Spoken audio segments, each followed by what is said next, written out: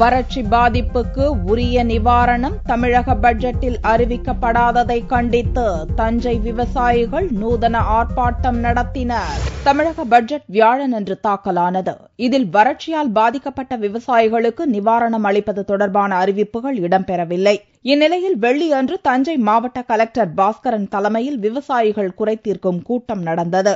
இக்கூட்டத்தில் விவசாயிகள் சட்டை அணியாமல் வயிற்றில் பட்டை நாமம் போட்டு வந்து கலெக்டரிடம் கோரிக்கை மனுவை அளித்தனர். கூட்டத்தை புறக்கணித்த விவசாயிகள் பாதிக்கப்பட்டுள்ள விவசாயிகளுக்கு உரிய நிவாரணம் அளிக்க வேண்டும் என்றும் பட்ஜெட்டில் தஞ்சை மாவட்டம் புறக்கணிக்கப்பட்டுள்ளதாகவும் குமுறினர். நிதிநிலை அறிக்கையில விவசாயிகளுக்கு எந்த சலுகையும் இல்ல. இங்க தஞ்சை மாவட்டம் முழுவதுமா புறக்கணிக்கப்பட்டிருக்கு.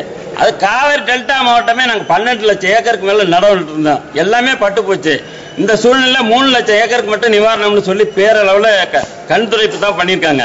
எங்களுக்கு அனைத்து விவசாயிகளுக்கும் எங்களுக்கு ஏக்கருக்கு 20,000 நாங்க நிவாரணம் கேட்டுக்கிட்டு இருக்கோம். அதிகாரிகள் நிவாரண கணக்கீட்டை மறுபடியும் நடத்தி விவசாயிகளுக்கு முழு நிவாரணம் வழங்க நடவடிக்கை மேற்கொள்ள வேண்டும் என்றும் கோரிக்கை விடுக்கப்பட்டது.